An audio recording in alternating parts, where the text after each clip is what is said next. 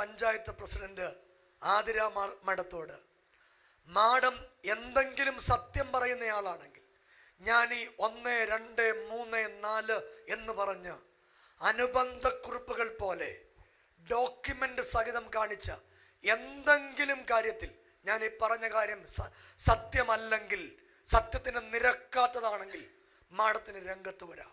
മാഡത്തിന് പറയാം, ബിനു വാഴമുട്ടം പറഞ്ഞത് കള്ളമാണ്, ഈ ആധാരം കള്ളമാണ്. ഒന്നുകിൽ ആധാരം കള്ളമാണ്, അല്ലെങ്കിൽ അദ്ദേഹം പറഞ്ഞത് കള്ളമാണ്. അല്ലേ?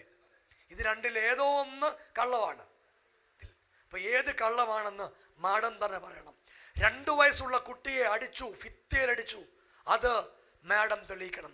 ഈ കുഞ്ഞിനെ പൂട്ടിയിട്ടു, ഈ മകനെ പൂട്ടിയിട്ടു, മാഡം തെളിയിക്കണം. പിന്നെ ഞങ്ങൾക്ക് ലൈസൻസ് ഇല്ല. എടാ, ഒരു അധികാര സ്ഥാനത്തിരിക്കുന്നയാള് നിരുത്തരപദമായി സംസാരിക്കില്ല. നിങ്ങൾക്കറിയാമോ, ഞാൻ ആ മാധ്യമത്തിന് മുമ്പിൽ വന്ന് പൊട്ടിത്തെറിച്ചൊന്നുമില്ല. തെറിച്ചോ? തെറിക്കരുത്, അങ്ങനെ ചെയ്യരുത്. അവർ നിങ്ങളെ പ്രകോപിപ്പിക്കും, ചോദിക്കും, നിങ്ങളോട് ദേഷ്യം വരുന്ന കാര്യങ്ങൾ ചോദിക്കും. അത് അവരുടെ ജോലിയുടെ ഭാഗമാണ്. അവിടെ സമീപനത്തോടെ കാര്യകാരണ സഹിതമായി നിയമം നിങ്ങളോട് ഞാനൊരു കാര്യം പറയാം. നമ്മൾ ഇന്ത്യൻ പൗരനാണ്. നമുക്കിവിടെ റൈറ്റ് ഓഫ് വർഷിപ്പ് ഉണ്ട്. ആരാധിക്കാൻ ഡോക്ടർ BA അംബേദ്കർ എഴുതിയ ഭരണഘടന അനുസരിച്ച് ഒരു പൗരന് അവന് ഇഷ്ടമുള്ള മതത്തെ അത് പ്രൊക്ലെയിം ചെയ്യാനും അത് പ്രചരിപ്പിക്കാനും അവന് കൂടി വരാനും അവന് ദൈവമുള്ളയാളായി ജീവിക്കാനും ദൈവമില്ലാത്തയാളായി ജീവിക്കാനും അവനതിന് സ്വാതന്ത്ര്യമുള്ള നാടാണ് ഞങ്ങളുടെ നാട്.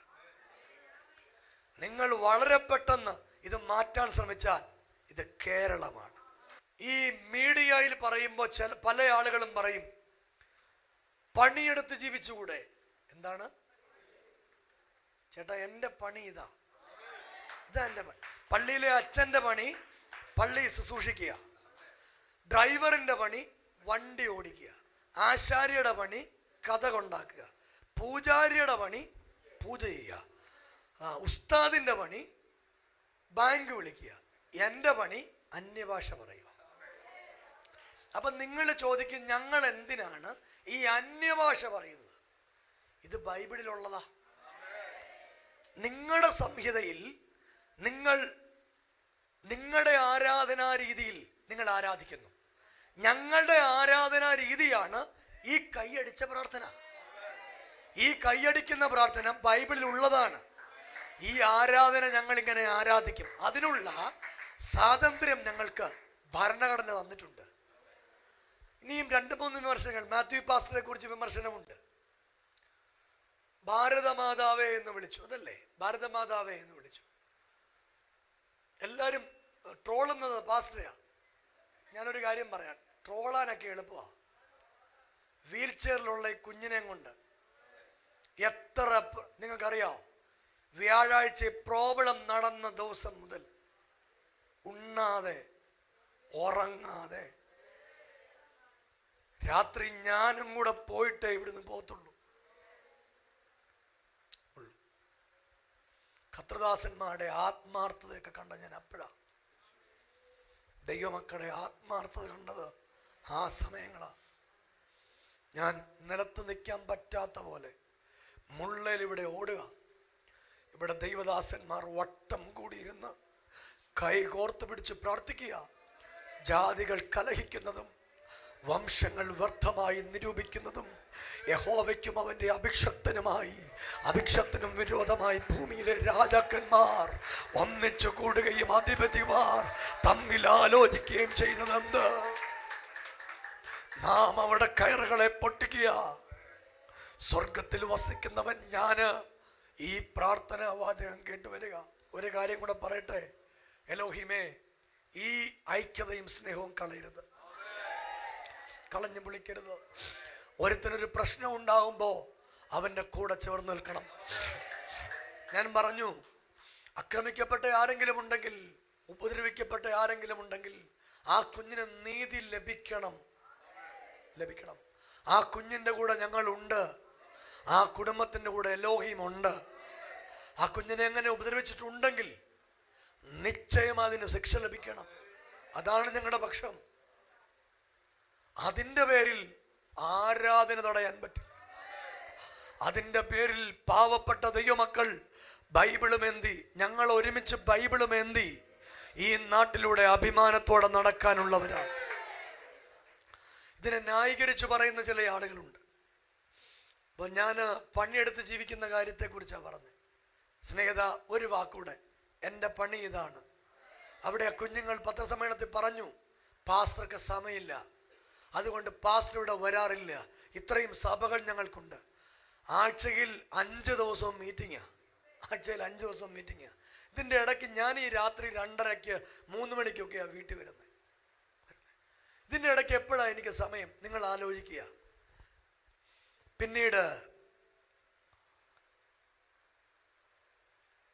പിന്നീട് ചില ആളുകൾ പറയുന്ന ഒരു വാക്ക്, ഞങ്ങൾക്ക് ഒരുപാട് പണമുണ്ട്. ഞാൻ സൈക്കിളിലായിരുന്നു, സ്കൂട്ടറിലായിരുന്നു. നിങ്ങൾ എനിക്ക് സ്കൂട്ടർ തന്നതിന് സ്തോത്രം. സത്യമായിട്ട് എനിക്ക് സ്കൂട്ടറും ഇല്ലായിരുന്നു. അറിയത്തില്ല, സ്കൂട്ടർ ഇല്ലായിരുന്നു. ബെല്ലും ബ്രേക്കും ഇല്ലാത്തൊരു സൈക്കിളേ എനിക്കുള്ളായിരുന്നു. ഇതൂടെ കേട്ടോ, ഞാൻ 8ാം ക്ലാസ്സിൽ സ്കൂളിൽ പോകുമ്പം ബെല്ലും ബ്രേക്കും ഇല്ലാത്ത ഒരു BSAയുടെ സൈക്കിളല്ല പോയെ. ആ സൈക്കിളിൽ നിന്ന് ദൈവം എന്നെ നടത്തി. ദൈവം എന്നെ നടത്തി. ഇതേ ഉള്ളൂ, വേറെ ഒന്നും എനിക്ക് പറയാനില്ല. എന്നെ നടത്തി. ഞങ്ങളുടെ അക്കൗണ്ടുകളെല്ലാം സുതാര്യമാണ്. നിങ്ങൾക്ക് പരിശോധിക്കാം. സ്നേഹത്തണലിന് വേണ്ടി കുമിഞ്ഞുകൂടി പണം വന്നിട്ടുണ്ട്. ഒരു മാസം സ്നേഹത്തണലിൽ വരുന്നത് 3000 രൂപയാണ്. 3000 രൂപ അവിടെ പാല് വാങ്ങിക്കാൻ തികയില്ല.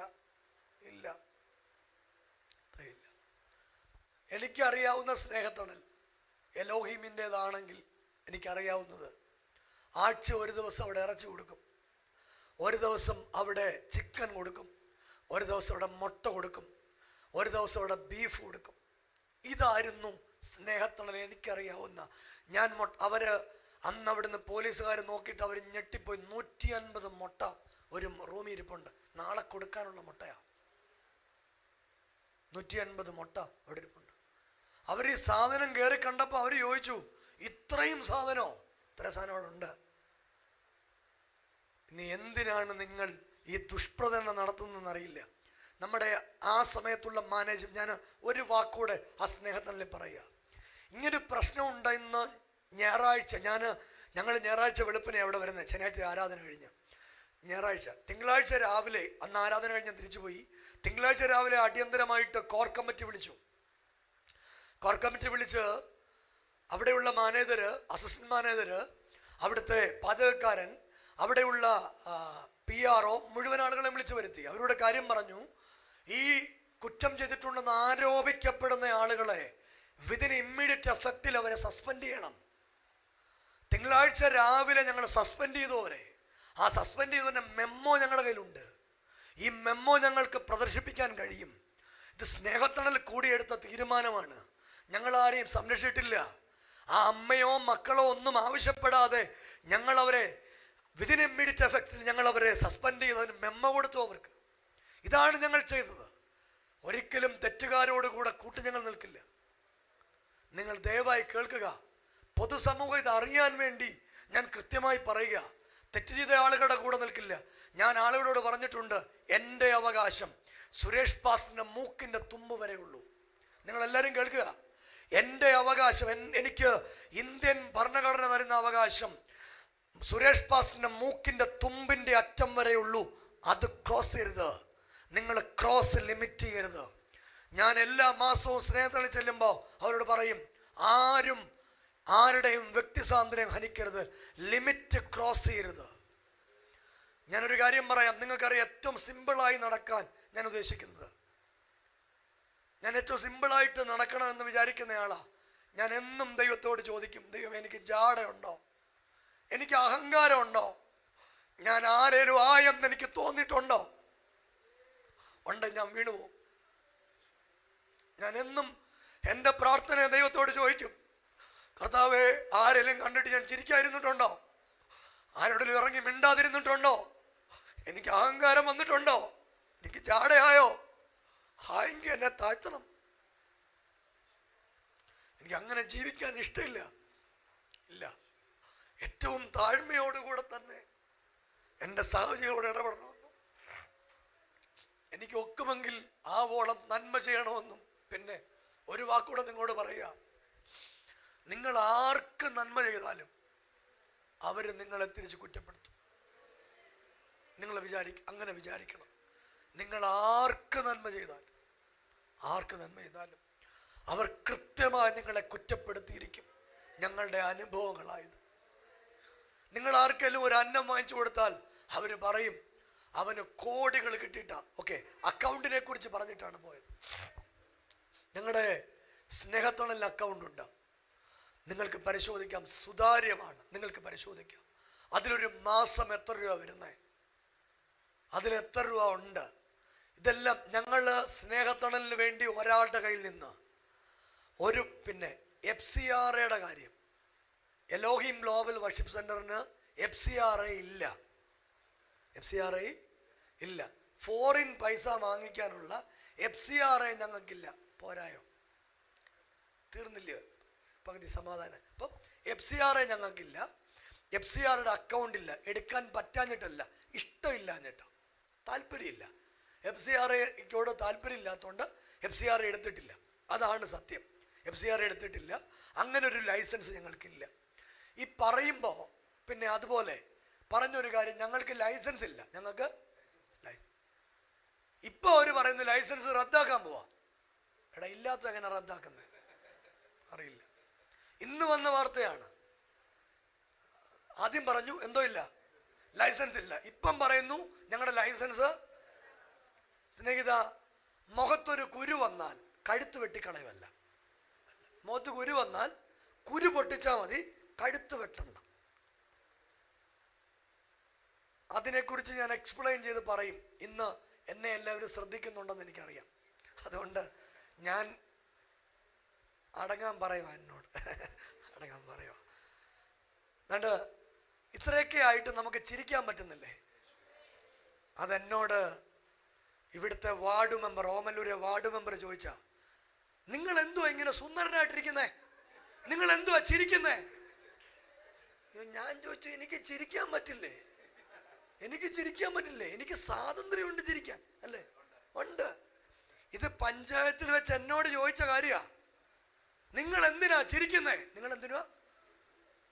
ഞാൻ പറഞ്ഞ ഒരു കാര്യം ചെയ്യും മാഡം, ഞാൻ കരയാൻ വേണേ കരയാം, അല്ലേ? അങ്ങനെ അല്ല, ചിരിക്കുന്ന ഇഷ്ടമല്ല. എടാ, ചിരിക്കാനേ ഞങ്ങളെ യേശു പഠിപ്പിച്ചിട്ടുള്ളൂ. നിങ്ങൾ ഓക്കെ, ഇതിനകത്ത് ഞങ്ങളുടെ കുഞ്ഞുങ്ങളെ ഒരു 2 വാക്ക്, ഞങ്ങളുടെ കുഞ്ഞുങ്ങളെ അവർ അന്ന് ഉപദ്രവിച്ചിരുന്നു. ഇപ്പം നിങ്ങൾക്ക് ഓൺലൈനിൽ കാണുന്നവർക്ക് അത് കാണാൻ പറ്റും. ആ കുഞ്ഞുങ്ങൾ ഹോസ്പിറ്റലിൽ കിടക്കുന്നത്.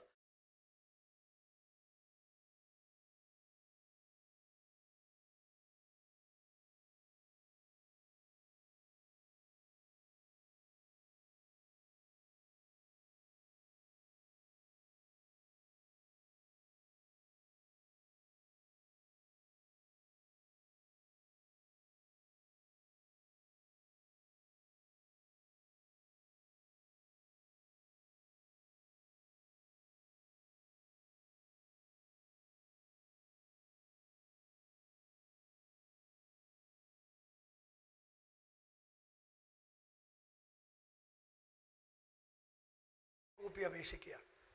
2, ബഹുമാനപ്പെട്ട പഞ്ചായത്ത്, ഓമല്ലൂർ പഞ്ചായത്ത് പ്രസിഡന്റ് ആതിര മഠത്തോട്, മാഡം എന്തെങ്കിലും സത്യം പറയുന്നയാളാണെങ്കിൽ ഞാൻ ഈ 1, 2, 3, 4 എന്ന് പറഞ്ഞ് അനുബന്ധ കുറിപ്പുകൾ പോലെ ഡോക്യുമെന്റ് സഹിതം കാണിച്ച എന്തെങ്കിലും കാര്യത്തിൽ ഞാൻ ഈ പറഞ്ഞ കാര്യം സത്യമല്ലെങ്കിൽ, സത്യത്തിന് നിരക്കാത്തതാണെങ്കിൽ മാഡത്തിന് രംഗത്ത് വരാം. മാഡത്തിന് പറയാം, ബിനു വാഴമുട്ടം പറഞ്ഞത് കള്ളമാണ്, ഈ ആധാരം കള്ളമാണ്. ഒന്നുകിൽ ആധാരം കള്ളമാണ്, അല്ലെങ്കിൽ അദ്ദേഹം പറഞ്ഞത് കള്ളമാണ്, അല്ലേ? ഇത് രണ്ടിൽ ഏതോ ഒന്ന് കള്ളമാണ്. അപ്പൊ ഏത് കള്ളമാണെന്ന് മാഡം തന്നെ പറയണം. 2 വയസ്സുള്ള കുട്ടിയെ അടിച്ചു, ഭിത്തിയിലടിച്ചു, അത് മാഡം തെളിയിക്കണം. ഈ കുഞ്ഞിനെ പൂട്ടിയിട്ടു, ഈ മകനെ പൂട്ടിയിട്ടു, മാഡം തെളിയിക്കണം. പിന്നെ ഞങ്ങൾക്ക് ലൈസൻസ് ഇല്ല. എടാ, ഒരു അധികാര സ്ഥാനത്തിരിക്കുന്ന ആള് നിരുത്തരവാദമായി വ്യക്തിപരമായി സംസാരിക്കില്ല. നിങ്ങൾക്കറിയാമോ, ഞാൻ ആ മാധ്യമത്തിന് മുമ്പിൽ വന്ന് പൊട്ടിത്തെറിച്ചൊന്നുമില്ല. തെറിച്ചോ? തെറിക്കരുത്, അങ്ങനെ ചെയ്യരുത്. അവർ നിങ്ങളെ പ്രകോപിപ്പിക്കും, ചോദിക്കും, നിങ്ങളോട് ദേഷ്യം വരുന്ന കാര്യങ്ങൾ ചോദിക്കും. അത് അവരുടെ ജോലിയുടെ ഭാഗമാണ്. അവിടെ സമീപനത്തോടെ കാര്യകാരണ സഹിതമായി നിയമം നിങ്ങളോട് ഞാനൊരു കാര്യം പറയാം. നമ്മൾ ഇന്ത്യൻ പൗരനാണ്. നമുക്കിവിടെ റൈറ്റ് ഓഫ് വർഷിപ്പ് ഉണ്ട്. ആരാധിക്കാൻ ഡോക്ടർ BA അംബേദ്കർ എഴുതിയ ഭരണഘടന അനുസരിച്ച് ഒരു പൗരന് അവന് ഇഷ്ടമുള്ള മതത്തെ അത് പ്രൊക്ലെയിം ചെയ്യാനും അത് പ്രചരിപ്പിക്കാനും അവന് കൂടി വരാനും അവന് ദൈവമുള്ളയാളായി ജീവിക്കാനും ദൈവമില്ലാത്തയാളായി ജീവിക്കാനും അവനതിന് സ്വാതന്ത്ര്യമുള്ള നാടാണ് ഞങ്ങളുടെ നാട്. നിങ്ങൾ വളരെ പെട്ടെന്ന് ഇത് മാറ്റാൻ ശ്രമിച്ചാൽ ഇത് കേരളമാണ്. ഇത് കേരളമാണ്. ഒരു വാക്കൂടെ, CPMന്റെ, കോൺഗ്രസിൻ്റെ, അതുപോലെ മറ്റു പല പാർട്ടികളുടെ പല ആളുകളും പ്രസ്താവന നടത്തി. ഇനിയും ആരാധന തടയാൻ വന്നാൽ ഞങ്ങൾ വരും, ഞങ്ങൾ കാവൽ നിൽക്കും. ഞങ്ങൾ ദയവേത് പറയുന്നു, നിങ്ങൾ ഞങ്ങളോട് പറഞ്ഞ ആ നല്ല വാക്കിന് നന്ദി. ഞങ്ങൾക്ക് നല്ല അമ്മമാരുണ്ട്, ഞങ്ങൾക്ക് നല്ല കുഞ്ഞുങ്ങളുണ്ട്, ഞങ്ങൾക്ക് നല്ല അപ്പന്മാരുണ്ട്.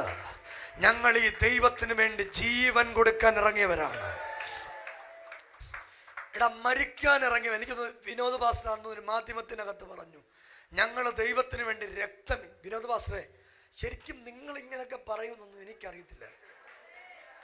അത് മാത്രമല്ല, രാപകൽ അദ്ദേഹം ഇവിടെ വരുമെന്ന് സത്യമായിട്ട് ഞാൻ വിചാരിച്ചിട്ടില്ല. ഞാൻ നിങ്ങളെ എക്സ്പെക്ട് ചെയ്തില്ല. നിങ്ങളിങ്ങനെ വന്ന് രാപകൽ എൻ്റെ കൂടെ നിൽക്കുമെന്നൊന്നും ഞാൻ എൻ്റെ മനസ്സിൽ വിചാരിച്ചിട്ടില്ല, ഒരിക്കൽ പോലും വിചാരിച്ചിട്ടില്ല. ഞാൻ പ്രതീക്ഷിക്കാത്ത പലരും എനിക്ക് ഐക്യദാർഢ്യം പ്രഖ്യാപിച്ചു. പ്രതീക്ഷിച്ച പലരെയും ഞാൻ കണ്ടില്ല. ഞാൻ ചിലരെയൊക്കെ ഭയങ്കരമായിട്ട് പ്രതീക്ഷിച്ചു. പിന്നെ ഞായറാഴ്ച എനിക്ക് മനസ്സിലായി, പണ്ടെനിക്കൊരു അനുഭവം ഉണ്ടായിട്ടുണ്ട്. അപ്പോൾ എനിക്ക് മനസ്സിലായി അവരെ പ്രതീക്ഷിക്കരുത്. ആ സമയത്ത് സ്ഥാപിച്ചാനെ എല്ലാം വിളിക്കണം എന്ന് വിചാരിച്ചു. ദയവ് ചെയ്ത് ഞാൻ നിങ്ങളോടൊരു കാര്യം പറയാം. ഞാൻ സുരേഷ് പാസ്റ്ററെ വിളിച്ചിട്ട് പറയുക, പാസ്റ്ററെ ഞാനിപ്പോൾ ഇന്ന സ്ഥലത്ത് നിൽക്കുക, ഇവിടെ ഒരു കുഞ്ഞു പ്രശ്നമുണ്ട്, പാസ്റ്റർ വരണം. പാസ്റ്റർ അപ്പം എന്നോട് പറയാം, പാസ്റ്റർ ഞാൻ വരാം എന്ന് പറയുക. അപ്പം നമ്മൾ ആരെ പ്രതീക്ഷിക്കും? സുരേഷ് പാസ്റ്ററെ. ഉയിര് പ്രാകുന്നവൻ ഒരാളൊരു ആശ്രയമാണ്. ആ സമയത്ത് നിങ്ങൾ വരാതിരുന്നാൽ അത് അവരോട് ചെയ്യുന്ന ചതിയാണ്. അങ്ങനെ ചെയ്യരുത്. ഞാൻ നിങ്ങളോട് പറയാം, എനിക്ക് എന്തെങ്കിലും ഒരു കാര്യം ചെയ്യാൻ പറ്റും. ഞാൻ ഇവിടെ സഭക്കാരെല്ലാം വന്ന് നിന്നപ്പോൾ എനിക്കുണ്ടായൊരു സന്തോഷം എന്താണെന്നറിയാമോ? രാവിലെ 7:30 ഞങ്ങളുടെ അമ്മമാരിവിടെ, 5 മണിക്ക് അവരിവിടെ വന്നിട്ടുണ്ടായിരുന്നു. നമ്മളെ എതിർക്കാൻ വന്നവർ വന്നത് വെളുപ്പിനെ 5 മണിക്ക്. 5 മണിക്ക് ഇവിടെ മുഴുവൻ കാവലാണ്. എന്താ കാവലാണ്? ഇവിടുന്ന് ഒരാൾ എന്നെ വിളിച്ച് പറഞ്ഞു, പിന്നെ പാസ്റ്ററെ അങ്ങോട്ട് വരരുത്, അങ്ങോട്ട് വരരുത്. അപ്പോഴേ ഞാൻ വണ്ടി എടുത്തുകൊണ്ട് വന്നു. അപ്പം എൻ്റെ ഒരു കുഴപ്പം അതാണ്. അപ്പോഴേ വണ്ടി എടുത്തുകൊണ്ട് വന്ന് കാണാമല്ലോ. അപ്പം ഞാൻ ചോദിച്ചു, എന്തുകൊണ്ടാ 5 മണിക്ക്? അത് നടക്കാൻ വന്നാച്ചാന്ന് പറഞ്ഞു. നടക്കാൻ? ഓക്കെ, അവരുടെ വീടിൻ്റെ അവിടെ സ്ഥലമില്ല, ഇവിടെ നടക്കാൻ വന്നാൽ നടക്കാം. ഓക്കെ, സന്തോഷമായിട്ട് ഞങ്ങൾ കാര്യമൊക്കെ പറഞ്ഞ് ആൾ വിരിഞ്ഞു പോയി. സ്നേഹിതരാ, എന്നെ അടിക്കാൻ വന്നാലും ചിരിച്ചുകൊണ്ടേ ഞാൻ മിണ്ടു. ഞങ്ങളുടെ പഞ്ചായത്ത് മെമ്പർ പറഞ്ഞ പോലെ, നിങ്ങൾ എന്തിനാ ചിരിക്കുന്നതെന്ന് ചോദിച്ച പോലെ ഞാൻ ചിരിച്ചുകൊണ്ടേ മിണ്ടു. എനിക്കിത് അറിയൂ, എനിക്ക് അക്രമത്തിൻ്റെ മാർഗമൊന്നുമില്ല, ചിരിച്ചുകൊണ്ടേ മിണ്ടാൻ അറിയൂ. അപ്പം ഞാൻ പറഞ്ഞു, എന്നിട്ട് അതിനുശേഷം ഈ ഉള്ള നമ്മുടെ ആളുകൾ ഒരുമിച്ച് ഇവിടെ കൂടി. അതൊരു അനുഗ്രഹമായിരുന്നു. പിന്നെ ഒരു വാക്കുകൂടെ പറഞ്ഞ് പ്രസംഗം നിർത്തുക, ഒരു വാക്യം കൂടെ വായിക്കും, നിർത്തുക. അന്ന് ഒരിക്കലും ബൈബിൾ പിടിക്കാത്ത ഞങ്ങളുടെ ഒരു അച്ഛൻ ബൈബിൾ പിടിച്ചേക്കുന്നത് കണ്ടു. എനിക്ക് എന്തൊരു സന്തോഷമായെന്ന് അറിയാം. പുള്ളി ഇന്ന് വരെ ബൈബിളും കൊണ്ട് വരുന്നത് ഞാൻ കണ്ടിട്ടില്ല. എൻ്റെ കൂടെ വന്നിട്ട് 8 വർഷമായി. ഇവിടെ വന്ന് ശാന്തമ്മയുടെ ഇന്ന് ബൈബിൾ വാങ്ങിക്കത്തേ ഉള്ളൂ. അന്ന് ശാന്തപ്പൻ ബൈബിളും കൊണ്ടാണ് വന്നേ. അന്ന് കണ്ടപ്പോൾ എനിക്ക് മനസ്സിലായി, ദൈവം നമ്മുടെ കൂടെ ഉണ്ട്. അമ്മമാരെ, സഹോദരിമാരെ, അപ്പന്മാരെ, നിങ്ങൾ കാണിച്ച എല്ലാത്തിനും നന്ദി. രക്തം ചീന്തേണ്ടി വന്നാലും യേശുവിന് വേണ്ടി നിൽക്കും. ഞങ്ങൾ മരിച്ചു വീണാലും ദൈവത്തിൻ്റെ രാജ്യത്തിന് വേണ്ടി. നിങ്ങളോട് ഒരു വാക്ക് ഞാൻ പറയുക, രക്തസാക്ഷികളുടെ രക്തം സഭയുടെ വിത്താക്കി മാറ്റിയ ഒരു സർവശക്തനായ ദൈവം ഞങ്ങൾക്കുണ്ട്. ഞങ്ങൾ ആ ദൈവത്തിലാണ് വിശ്വസിക്കുന്നത്. ഞങ്ങൾ ഒരക്രമത്തിനുമില്ല. ഇതൊരു രാഷ്ട്രീയ പാർട്ടിയാണെങ്കിൽ 100 സമരം നടക്കും. ഞങ്ങളൊരു സമരമാർഗവും സ്വീകരിച്ചില്ല. ഞങ്ങൾക്ക് സമരമില്ല, ഞങ്ങൾക്ക് പ്രാർത്ഥനയാണുള്ളത്.